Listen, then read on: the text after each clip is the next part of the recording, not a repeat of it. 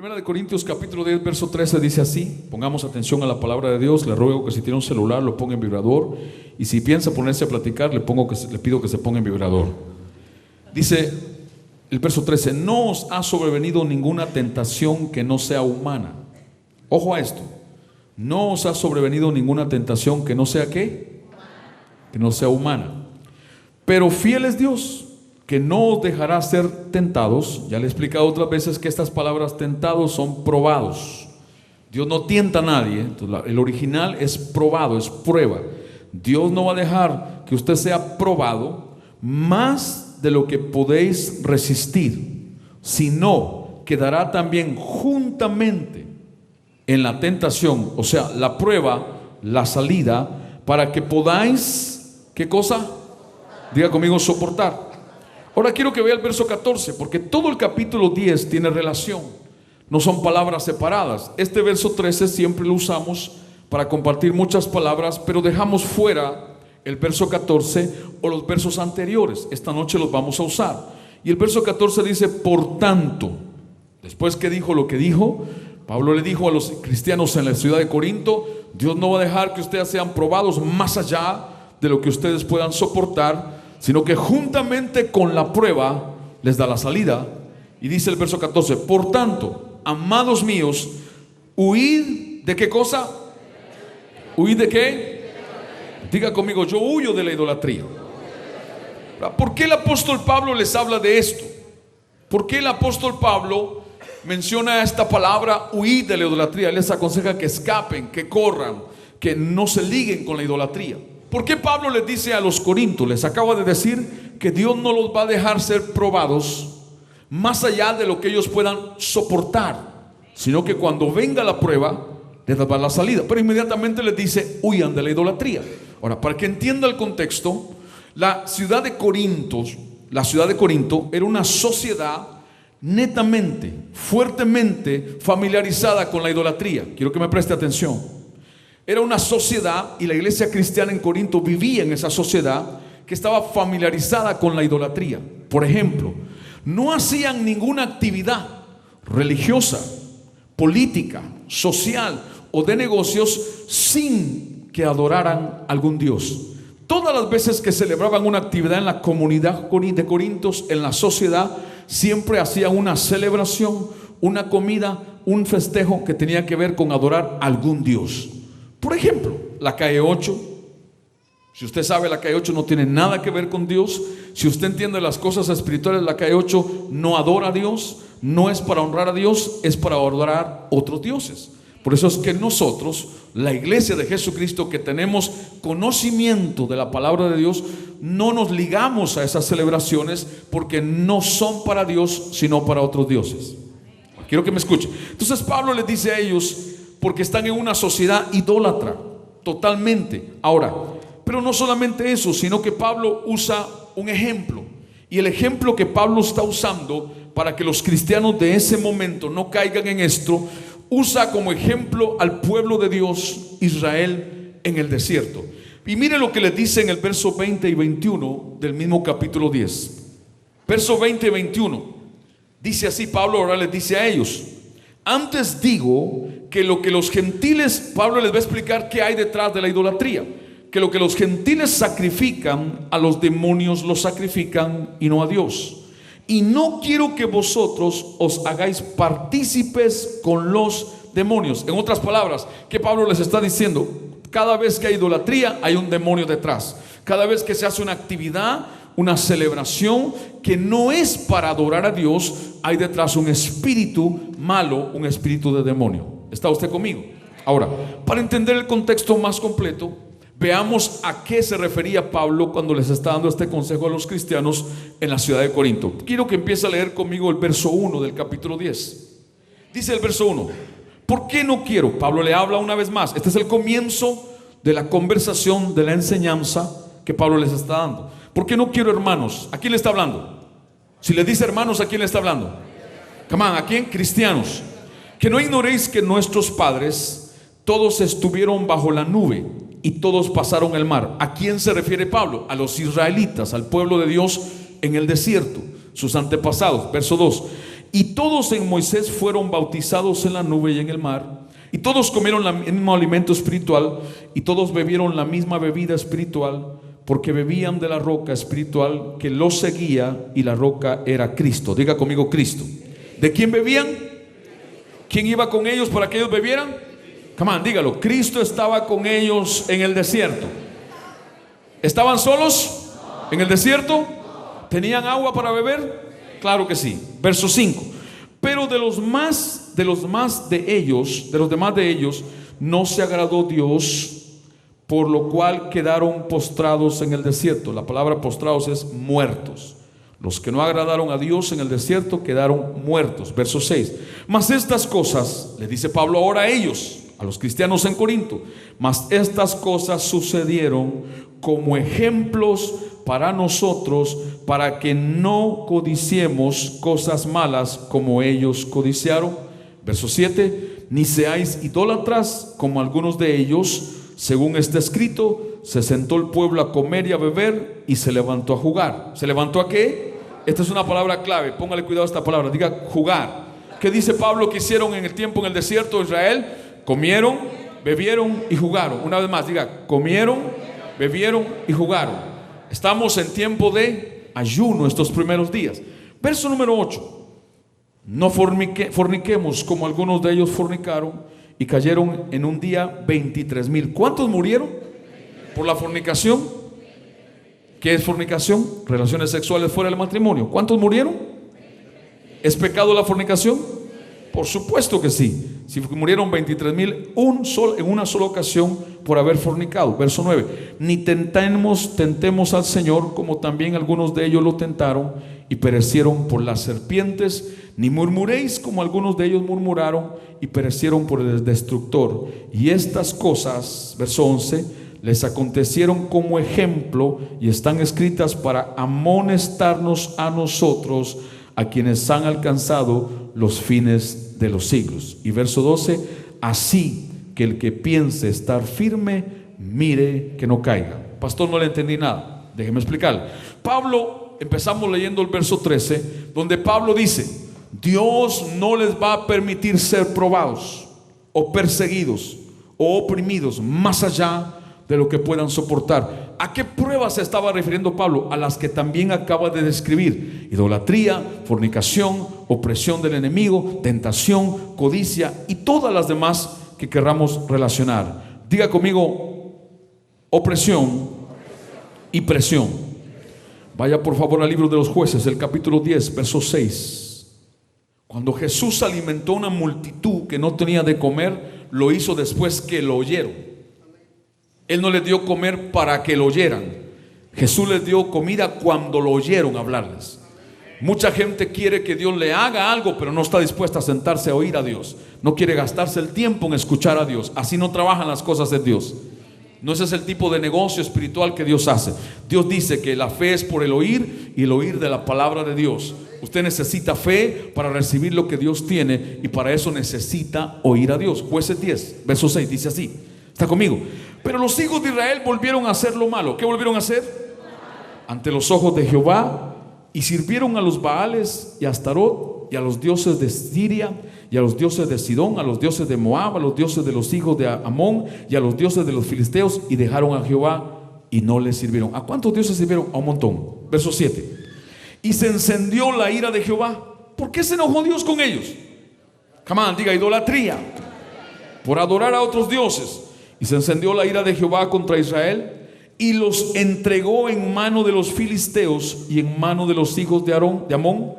Verso 8. Los cuales oprimieron y quebrantaron a los hijos de Israel. ¿Qué hicieron con ellos?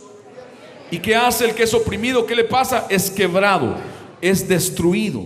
Los quebrantaron en aquel tiempo 18 años a todos los hijos de Israel que estaban al otro lado del Jordán, en la tierra del amorreo que está en Galad. Verso 9. Y los hijos de Amón pasaron el Jordán para hacer también guerra contra Judá y contra Benjamín y la casa de Efraín, y fue afligido Israel en gran manera. Verso 10. Entonces los hijos de Israel clamaron a Jehová. ¿Qué hicieron en esta prueba, en esta crisis, en esta situación? Oraron, buscaron a Dios, le pidieron ayuda. ¿Qué le dijeron? Diciendo: nosotros hemos pecado contra ti, porque hemos dejado a nuestro Dios y servimos a los Baales. Verso 11, Dios responde a su oración. Verso 11, y Jehová respondió a los hijos de Israel: ¿no habéis sido oprimidos de Egipto?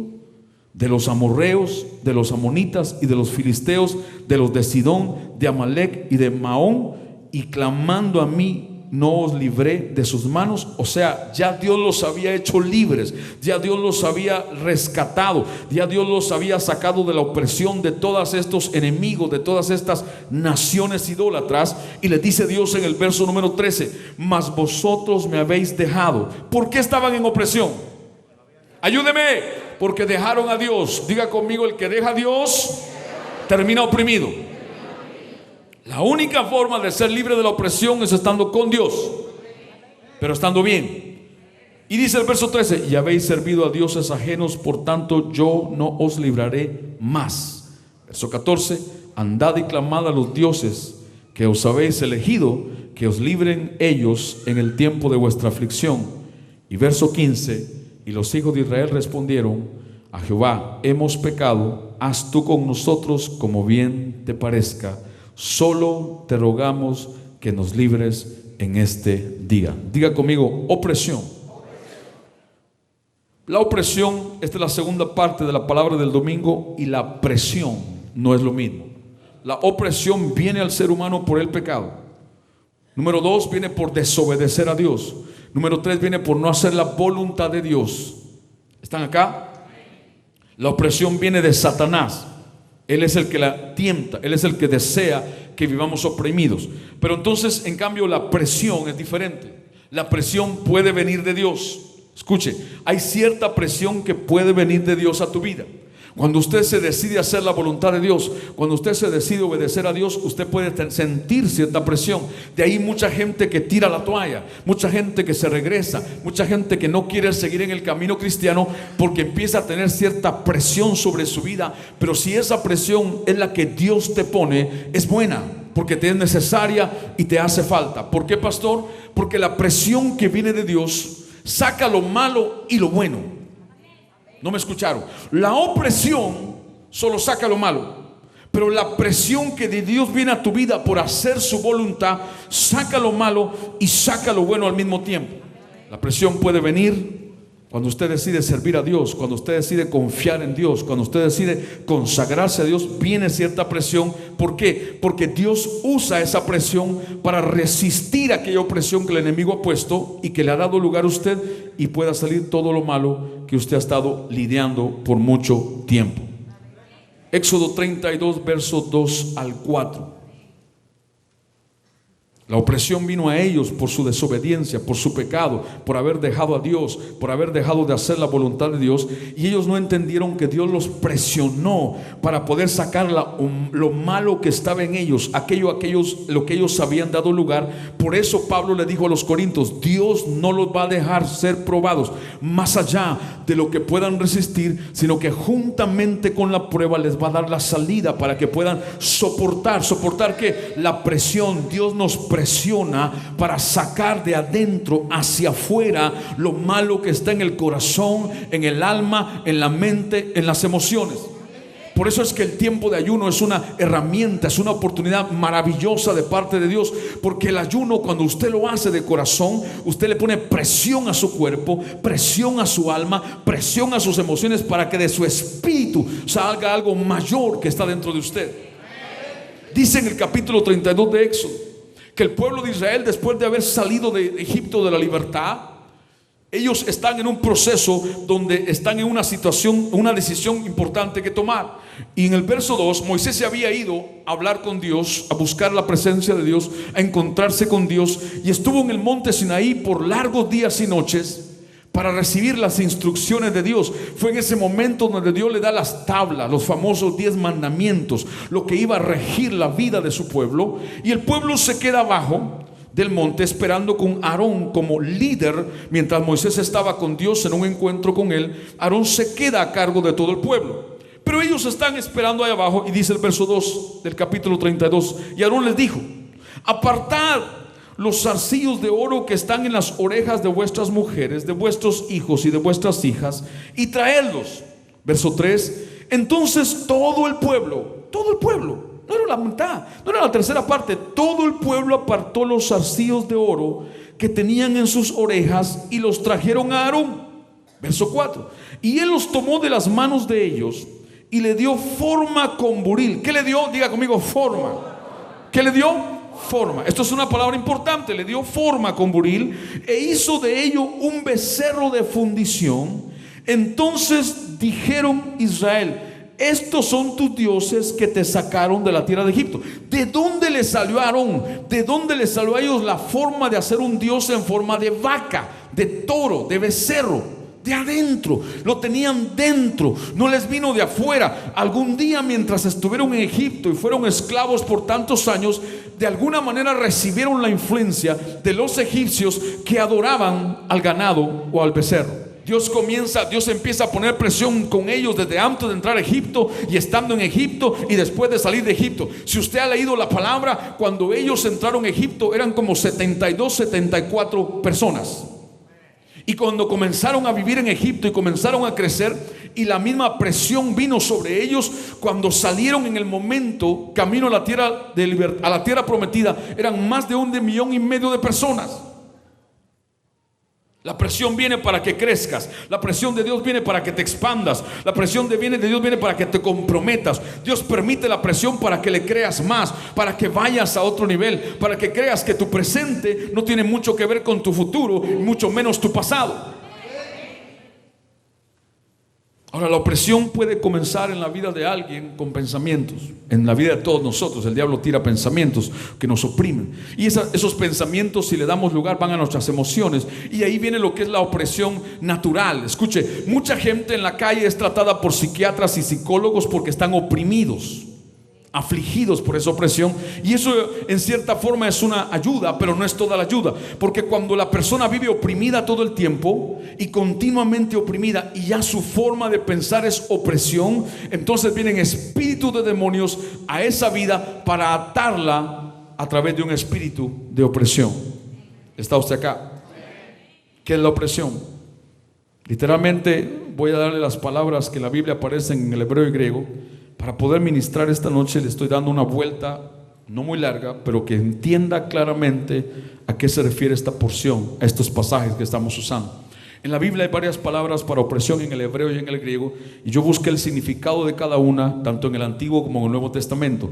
Cuando dice que el pueblo de Dios era oprimido por Egipto, significa esclavizar, cautivar, cargar, hacer violencia, violar, robar, altercar, rencilla o calumniar. En otras palabras, cuando alguien era oprimido o es oprimido espiritualmente hablando, literalmente es esclavizado, es puesto cautivo, es ponerle cargas encima, es violentar su vida, su corazón, sus emociones, su mente, es violar físicamente y emocionalmente a alguien, es robarle algo, es alterar algo, altercar, provocar rencillas, peleas, es calumniar.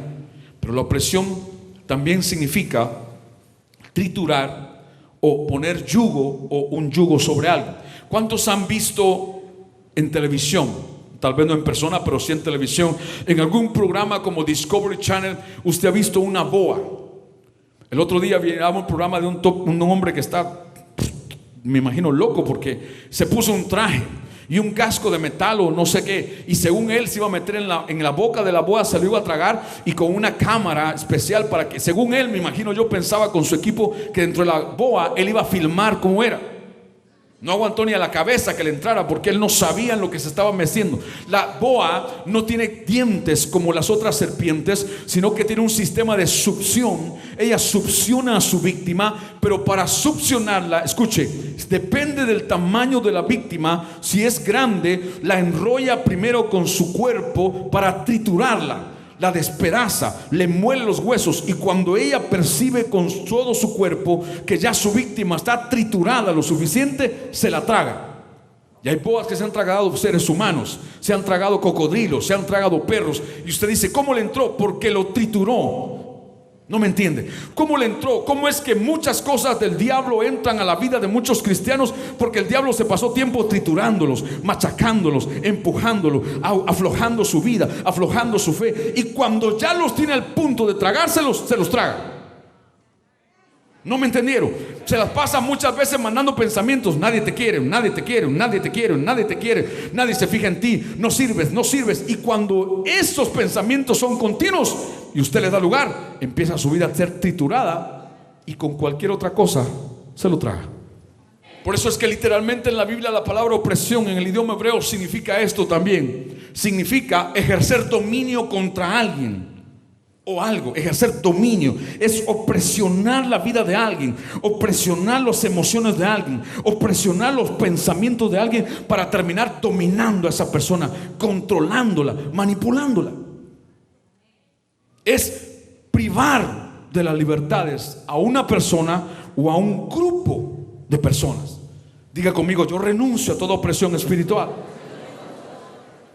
Yo escojo no vivir oprimido, pero sí bajo presión de Dios.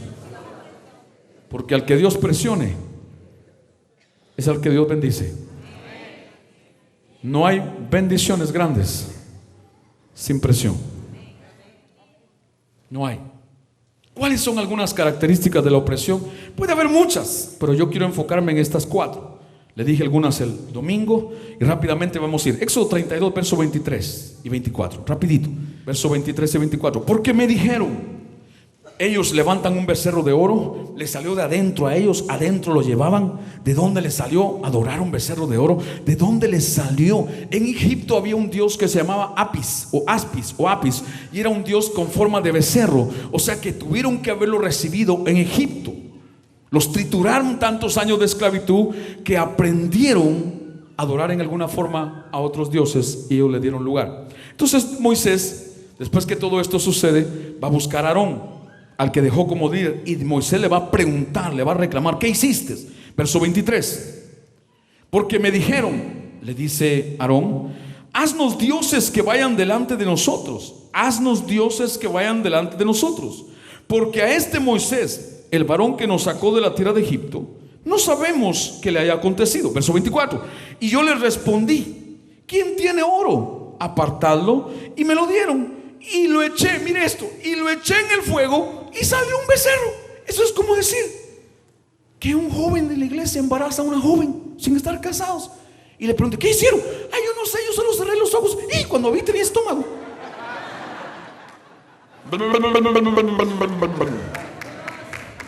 Es lo mismo, es lo mismo. Miren lo que le dice Aarón. Él, cuando acabamos de leer antes que él les dijo: tráigame todo el oro, él lo formó, él le dio la forma al becerro, él dijo cómo hacerlo. ¿Y qué le dice a Moisés ahora? Ah, yo no sé, yo agarré el oro, lo eché en el fuego y salió un becerro. Ah, yo no sé qué pasó, yo solo le tomé la mano y salió un niño. Ve a ver a quién coges de estúpido, porque así no se hacen los niños. La primera característica que vemos aquí de la opresión, o una de las, y la puse en este orden porque así sentí, es irresponsabilidad. Se lo dije el domingo: el que vive oprimido es irresponsable. Él se quitó la responsabilidad. Él no le dijo a Moisés: yo le di forma al becerro, Moisés, yo lo hice, a mí me dio la gana y yo le di la forma con el viril y agarré los martillos. No, él le dijo: yo eché las cosas en el fuego y salió un becerro. Así que no, ¿verdad?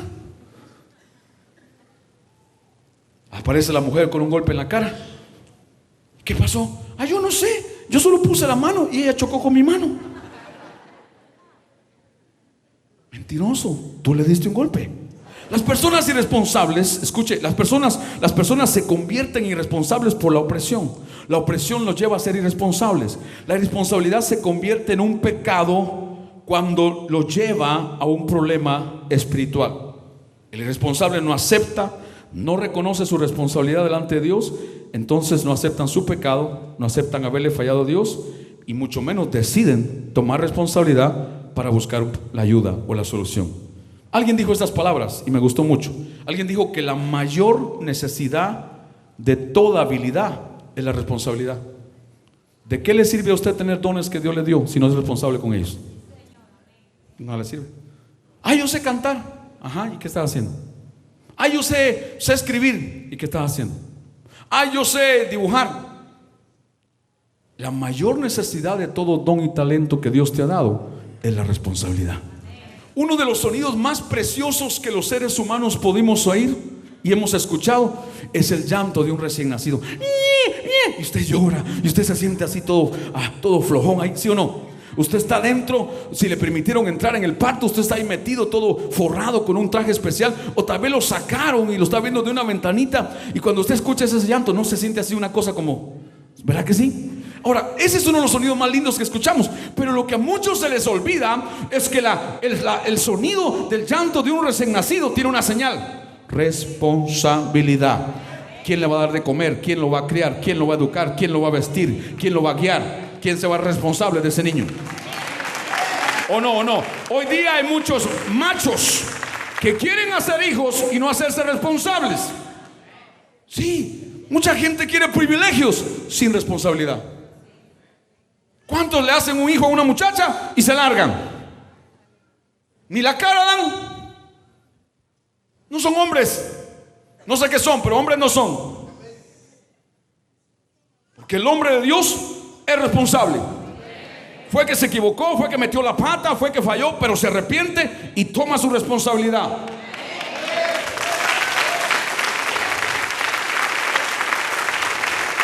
Hoy día mucha gente quiere en la sociedad superarse, que le den las posiciones más altas sin responsabilidad. En Dios no hay poder sin responsabilidad. ¿Está acá conmigo? ¿Quieren disfrutar de una mujer sin casarse con ella? No, amémonos, compartamos. ¿Qué clase de amor es ese? Demuéstrale primero responsabilidad a esa mujer si de verdad la amas. Claro, si ella está entendiendo, porque si ella está en otra cosa, pues los dos están fregados de una vez. Ahora, responsabilidad en la Biblia tiene significados, pero también escucha esto. La responsabilidad es el estado de ser responsable, es ser confiable, ser fiable, ser fiel, cumplido, seguro. En esencia, simplemente es la determinación de responder a algo. ¿Cuántos han visto una semilla de alguna fruta o de mango o de alguna semilla? ¿Cuántos han visto semillas? Usted ve esa pequeña semilla, pero dentro tiene un enorme potencial. Puede ser que dentro de una semilla hay un bosque. Ahora, así mismo dentro de usted hay mucho más de lo que se ve, pero usted es responsable de lo que lleva dentro. Porque cuando Dios lo trajo a esta tierra, lo trajo con un enorme potencial, con un enorme propósito, con un enorme destino. Dile al que está a tu lado: tienes mucho adentro. Éxodo 32, verso 21 y 22. ¿Cuántos deciden ser responsables? Sea responsable. Si usted falló, acepte su responsabilidad. Si usted se equivocó, acepte su responsabilidad. Acepte. Éxodo 32, verso 21 y 22. ¿Están conmigo? Los que están conmigo, los que están con Dios y conmigo, me dicen amén. Verso 21. Y dijo Moisés a Aarón, verso 21, los dos versos anteriores: ¿qué te ha hecho este pueblo que has traído sobre él tan gran pecado? Moisés le preguntó hace un momento. Él dijo: yo eché el oro en el fuego y salió un becerro. En otras palabras, no tomó responsabilidad de sus hechos. Ahora mire lo que viene. El que es irresponsable va a esta segunda consecuencia. Y dijo Moisés a Aarón: ¿qué te ha hecho este pueblo que has traído sobre el gran pecado? Verso 22. Y respondió Aarón, mire la respuesta, verso 22: no se enoje mi señor. Así le dice a Moisés, ahora que le echó a perder: mi señor, no se enoje. Tú conoces al pueblo, que es malo. ¿A quién le echó la culpa? ¿A quién le echó la culpa? El irresponsable siempre busca excusas para justificar su irresponsabilidad y siempre le echa la culpa a otros. La iglesia, el pastor, el mentor, el diablo, los del parqueo, los sugieres, siempre le echa la culpa a otros. El que busca excusas para guardar su irresponsabilidad es porque está bajo presión y no quiere ser libre. La persona que vive responsablemente tiene la tendencia a justificarse con excusas. Siempre usan palabras como no puedo, no sé inglés, no tengo residencia, no soy rubio, no soy blanco, nací en este país, soy hondureño, no soy guatemalteco y todas esas cosas, ¿verdad? Para que se enojen y así se alertan otra vez porque están algunos todos despabilados. Para el que es irresponsable y vive excusándose siempre, siempre alguien más es culpable de lo malo que le pasa. Pregunto, ¿quién es el culpable de lo malo que te pasa a ti? No diga el diablo, porque no es el diablo. Porque si el diablo pudiera más que usted, él es culpable. Pero como usted puede más que él, usted es responsable. ¿Están acá? Están acá. Junten sus manos para Cristo.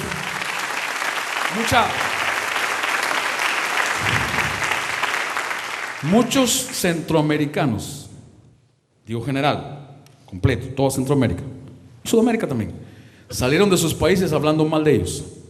No sirve, aquí no hay trabajo, esto no sirve, y el presidente no sirve para Estados Unidos, con el sueño de hacerse ricos. Pero aquí siguen igual. Lo único que cambiaron fue de país. Ni hablan inglés y ni trabajan más que allá. El país no era el problema. No era Honduras el problema, no era Guatemala el problema, no era Argentina el problema. Fuimos nosotros. ¿Y cómo nos justificamos muchos al recién llegar? El Señor me trajo para acá. Ahora, por su misericordia y su gracia, Dios nos ayudó y nos restauró y nos metió con Él. Pero muchos al principio no vinieron por eso. Vinieron por otras razones. Soñaban con carros del año, con muchos dólares. Alguien les hizo creer en Centroamérica que los dólares estaban en unos árboles. Solamente había que subirse y bajarlos. Cuando Dios buscó a Adán y Eva, después que Adán y Eva pecaron contra Dios, Dios fue en el orden que Dios estableció la responsabilidad. Escúcheme, no fue a Eva, fue a Adán y le dijo, ¿qué hiciste? No le dijo, ¿qué hicieron? ¿Qué hiciste? ¿Qué le dijo a Adán? Esta fue la respuesta: la mujer que tú me diste. ¿A quién le echó la culpa? A Dios. En otras palabras le dijo, si tú no me la das, yo no fallo. Cuando entonces Dios va a Eva, le dice, ¿qué hiciste, mujer? Dice Eva, la serpiente que está en el huerto. O sea, los dos evadieron responsabilidad usando excusas. Se echaron la culpa uno a otro. El que no toma responsabilidad, Dios no lo puede liberar. El que no es responsable en Dios no puede vivir una vida libre en Cristo Jesús. No hay liberación en Dios sin responsabilidad. ¿Por qué, pastor? Porque después que Dios te libere, tú eres responsable de guardar esa libertad, de mantenerla, de cuidarla, de pelear que no te la roben, de no entregársela de vuelta al enemigo. No depende del liberador, no depende del que oró por ti en el anterior, ni el que te puso la mano, depende de usted. Es muy rico, liberación para dinero, liberación por esto, liberación. Una esposa viene y dice, si me liberan a mi esposo, él cambia. No, él cambia cuando él quiera cambiar. La liberación lo va a ayudar, pero no lo va a cambiar. Éxodo 32:1, tercera consecuencia de la opresión. Primero, irresponsables. El que vive oprimido termina dando excusas. El sistema, el presidente Obama, la economía que tenemos, la bolsa de valores. No es ni la bolsa ni el presidente ni el sistema. Somos nosotros que no hacemos lo que debemos hacer en Dios para que nos vaya mejor. Éxodo 32, verso 1. Viendo el pueblo que Moisés tardaba. Diga, tardaba. ¿Qué le pasó a Moisés? Se tardó. Se tomó más del tiempo en descender del monte. Se acercaron entonces a Aarón y le dijeron, levántate, haznos dioses que vayan delante de nosotros, porque a este Moisés, el varón que nos sacó de la tierra de Egipto, no sabemos lo que le haya acontecido. Número 3, primero, responsabilidad. Segundo, excusas. Tercero, impaciencia. El que vive irresponsablemente delante de Dios siempre es impaciente. No espera la respuesta de Dios, no espera que Dios abra la puerta, no espera terminar un proceso y ya quiere, como un acto de magia, con una varita mágica, de hoy para mañana ser una persona nueva completamente. Son procesos. La vida de Dios son procesos y no se pueden violar procesos. Cuando usted tiene un bebé, usted no lo monta en una bicicleta. Y si lo monta en la bicicleta, le aseguro que se va a caer con todo y bicicleta. ¿Por qué? Porque tiene que pasar un proceso para poder darle una bicicleta a ese niño y que la pueda aprender a manejar. Por su impaciencia, ellos terminaron con el pecado de idolatría. No decidieron esperar al hombre de Dios ni a Dios. ¿Sabe qué dice la Biblia en Gálatas 5:22? Dice que la paciencia es un fruto del Espíritu. Quiere decir que si la paciencia es un fruto del Espíritu, la impaciencia es un fruto de la carne. El que es impaciente es por su carne, pero el que es paciente es por su espíritu, por el Espíritu Santo en su espíritu. Por eso Gálatas 5:7 dice que ambas se oponen. Dice que los deseos de la carne son contra el espíritu y los del espíritu son contra la carne y no pueden estar juntos. ¿Es uno o el otro? ¿Están acá? La impaciencia es un enemigo de tu fe. Hebreos 6:12 dice que por la fe y la paciencia se heredan las promesas. ¿Cómo un impaciente espera que Dios lo herede? O sea, la impaciencia es contraria a nuestra fe, nos impide poder creer bien. Hebreos 10:36 dice, ¿por qué es necesaria la paciencia? Dice, para que habiendo hecho la voluntad de Dios, obtengáis la promesa. ¿Están acá? ¿Los pacientes en Dios están acá? Ahora, no le diga a Dios, hazme paciente, porque si usted hace esa oración, hazme paciente, Dios le manda pruebas. Si usted le dice a Dios, hazme paciente, pruebas te vienen, porque esa es la forma efectiva de que seas paciente, siendo probado. Si usted le dice a Dios, dame sabiduría, ¿qué te manda Dios? Problemas. ¿Para qué? Para que emplees la sabiduría y los puedas resolver. Mire, cuando Dios hace un llamado y da una palabra, el irresponsable no se atreve a pasar, porque está pensando en los demás. ¿Qué van a decir? ¿Qué van a pensar?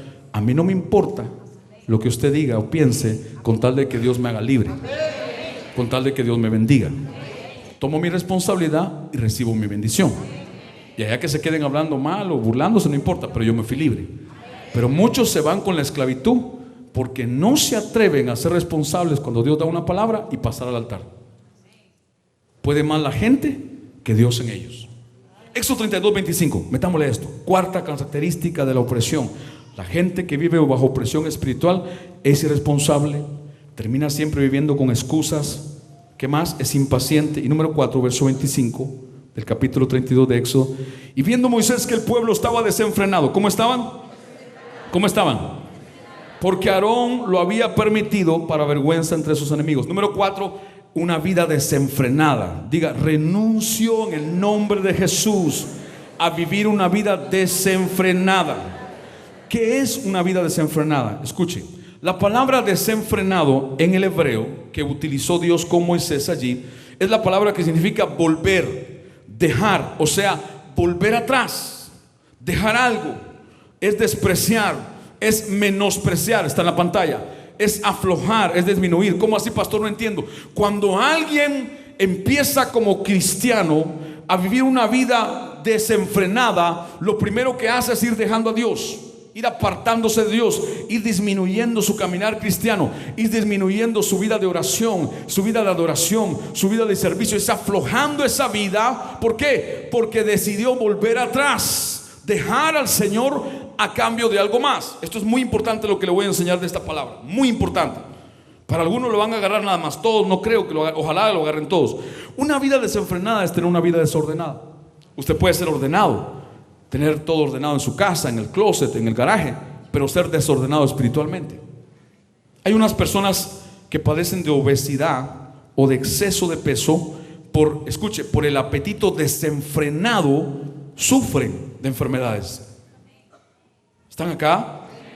No me estoy refiriendo solo a un problema emocional, me estoy refiriendo a un desorden espiritual. Dios no es Dios de desorden, Dios no es Dios desenfrenado, Dios es un Dios de orden, Dios es un Dios de orden generacional. Él quiere bendecirte a ti para bendecir a tus hijos, y después de bendecir a tus hijos, bendecir a tus nietos. Si llevamos una vida en el orden divino, en la voluntad de Dios, una vida no desenfrenada, sino con orden, con freno.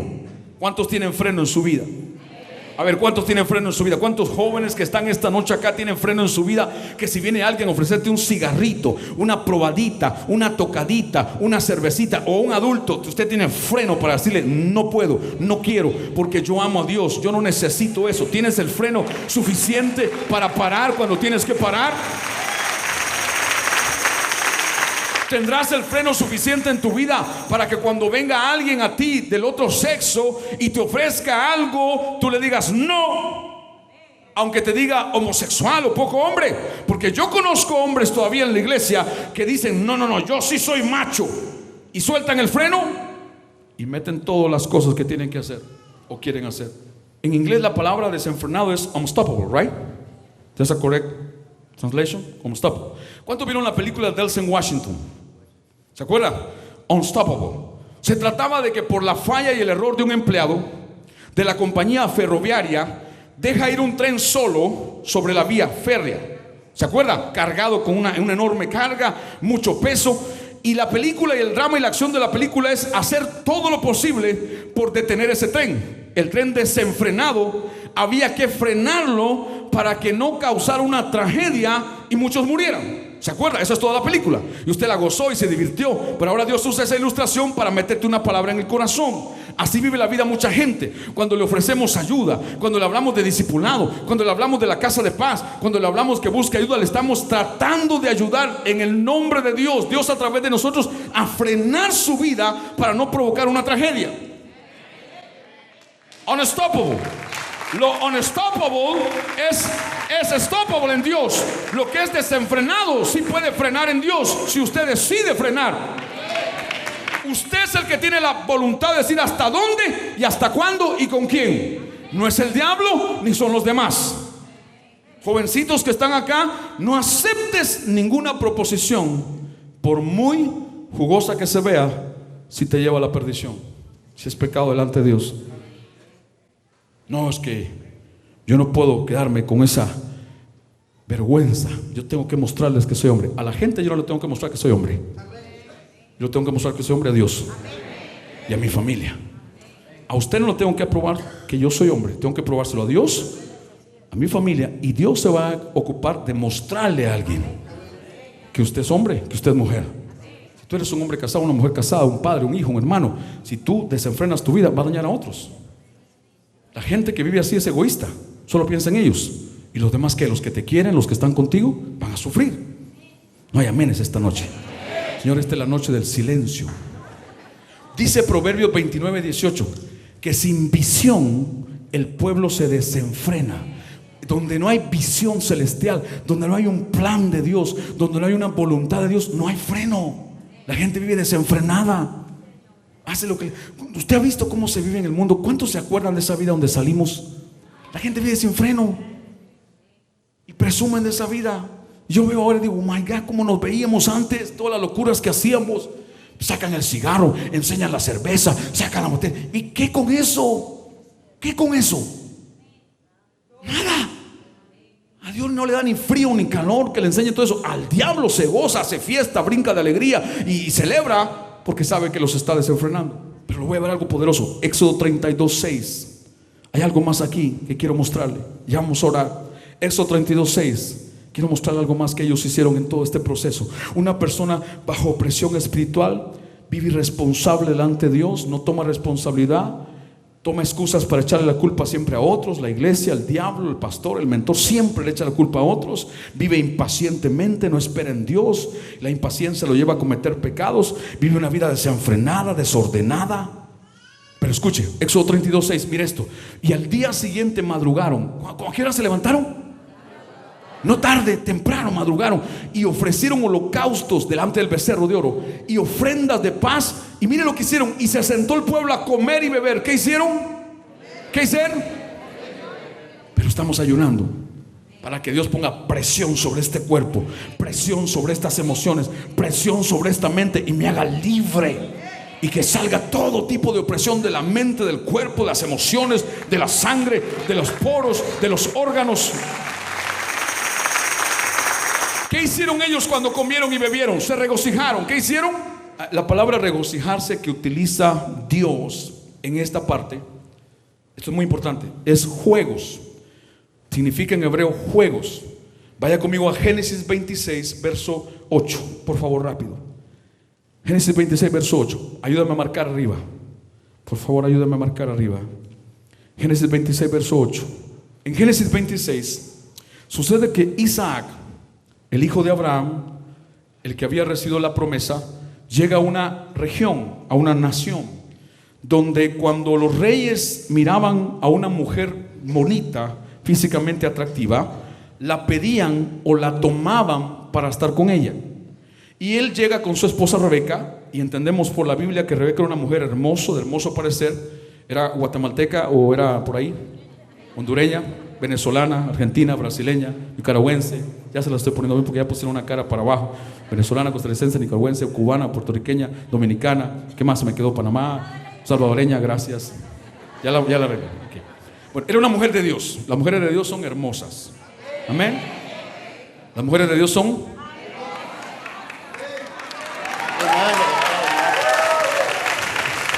Dile a la mujer que está cerca a ti: eres hermosa en Dios, hermana. Entonces Isaac, escuche, Isaac llega a Gerar y el rey de esta nación ve que Rebeca es hermosa y él la manda a preguntar, quiere estar con ella. Isaac miente 2 veces, porque si el rey sabía que Isaac era el esposo de Rebeca, lo manda a matar para así quedarse con la mujer. Isaac le dice: no, es mi hermana, no somos esposos, somos hermanos. Entonces mire lo que pasa en esta parte. Sucedió que después que él estuvo allí muchos días, Abimelech, rey de los filisteos, mirando por una ventana, vio a Isaac que acariciaba. ¿Qué hacía? ¿Qué hacía Isaac? A su mujer. Es la misma palabra hebrea de regocijar. En hebreo significa caricias sensuales, caricias sexuales. Por eso es que la palabra regocijar que vemos en Éxodo 32 dice que ellos comieron y bebieron, se levantaron temprano delante del becerro de oro, celebraron un sacrificio, comieron y bebieron, escuche, y se regocijaron. Pastor, no le estoy entendiendo. Tuvieron relaciones sexuales delante de aquel becerro de oro. La palabra regocijar significa en hebreo allí caricias sensuales, caricias sexuales, relaciones sexuales, juegos sexuales. Por eso es que Dios se enojó tanto. Por eso le dijo a Moisés: pregunta quién está conmigo, y los que no estén, agarren todos una espada y mátenlos. Dios mandó a matar niños, mujeres, ancianas, adultos, jóvenes que decidieron no seguir a Dios. En ese tiempo no estaba la dispensación de la gracia. En ese tiempo se pagaba según sus obras. No solo adoraron a otro Dios, sino que dijeron: este es nuestro Dios que nos liberó. Sino que comieron y bebieron, y delante de aquel altar tuvieron juegos sexuales. Éxodo 32 verso 4. Cerremos con este pasaje. Aarón tomó de las manos de la gente el oro, hizo un becerro de fundición. Entonces dijeron todos: estos son tus dioses que te sacaron de la tierra de Egipto. ¿Quién los sacó de Egipto a ellos? ¿El becerro o Dios? O sea, sustituyen la imagen de un Dios divino por una vaca. ¿Cuántos se acuerdan que Dios envió 10 plagas sobre Egipto para presionar a Faraón para que dejara salir a Israel? ¿Se acuerdan? Entre las 10 plagas que envió insectos como moscas, y también envió una enfermedad para que se muriera el ganado. Cada plaga que Dios envió a Egipto era para destruir los 10 dioses que ellos adoraban. Ellos adoraban al ganado, por eso tenían un Dios como ganado. De allí le salió a Aarón el hacer una vaca, un becerro, pero ya Dios lo había destruido en Egipto. ¿Se acuerda usted en Números cuando el pueblo de Dios está frente a la tierra prometida? Y ¿qué dicen ellos? Ay no, ellos son más grandes, nosotros somos insectos, parecemos insectos. Se compararon con insectos. Esa es la imagen que tenían por dentro. Pero ya Dios había mandado insectos como plaga a Egipto, para recordarle a ellos, antes de sacarlos de Egipto, que Dios había puesto presión para que ellos fueran libres de todos esos dioses y de esas perversiones y de esa desviación de su imagen. El que vive oprimido termina cambiando su identidad y cree que es otra cosa que no es. Lucas 4:18, Jesús dijo estas palabras: el Espíritu del Señor está sobre mí, por cuanto me ha ungido para dar buenas nuevas a los pobres. Me ha enviado a sanar a los quebrantados de corazón, a pregonar libertad a los cautivos y vista a los ciegos, y a poner en libertad a los oprimidos. Antes de Dios decir en el verso que sigue: este es el año agradable del Señor, la última cosa que Cristo dijo es: Dios me ungió para poner a libertad a los oprimidos. Este 2015 es una nueva, sobrenatural y especial oportunidad de Dios para ti y para mí, para ser libres de toda opresión por años, por décadas, por generaciones. Si no lo recibes, yo no sé cuándo la volverás a tener, pero este 2015 será un año masivo de liberación, será un año poderoso en liberación sobrenatural. Económicamente seremos libres, físicamente seremos libres, emocionalmente seremos libres, familiarmente seremos libres, matrimonialmente seremos libres, ministerialmente seremos libres. Si tú haces lo que Dios te pide, eres responsable, le crees a Dios y sometes toda tu vida al Señor. como Dios ungió con el Espíritu Santo y con poder a Jesús de Nazaret, y como este anduvo haciendo bienes. ¿Qué anduvo haciendo? Este es el año de tus bienes en el Señor. Anduvo haciendo bienes y sanando a todos los oprimidos por el diablo, porque Dios estaba con él. ¿Por qué Cristo vivió una vida libre siempre de todas estas cosas? Porque nunca dejó a Dios y siempre hizo lo que Dios le pidió. Cristo fue siempre libre como hombre. Un día le dijo al diablo: nada tienes contra mí, nada tienes en mí, cuando el diablo pasaba cerca de su vida. ¿Por qué? Porque nunca le dio lugar a la irresponsabilidad, a la impaciencia, al pecado de idolatría, a la inmoralidad sexual y a muchas otras cosas que la gente vive oprimida. Ellos trataron de llevar su libertad a un extremo y la gracia la convirtieron en desgracia. He escuchado muchos mensajes, he visto libros, he escuchado en internet, aún en las radios cristianas, ministerios decir al pueblo de Dios: ¿quién te dijo que si fallas te vas al infierno y pierdes tu salvación? Si ya eres salvo para siempre. Así le dicen. Y de ahí mucha gente usa la excusa irresponsablemente y a beber y a pachanguear, a vivir la vida loca. Desgraciadamente muchos cristianos, si entendemos lo que la Biblia dice, no se van a ir el día del rapto.